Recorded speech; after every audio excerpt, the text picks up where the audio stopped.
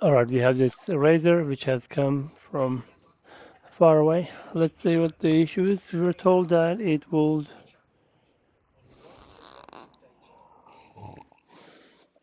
get stuck at the Razer logo. Let's see.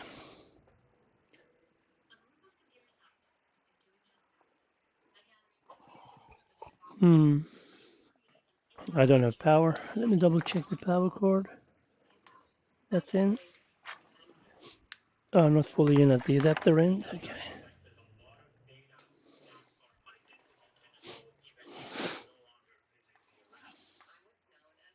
Erase the logo.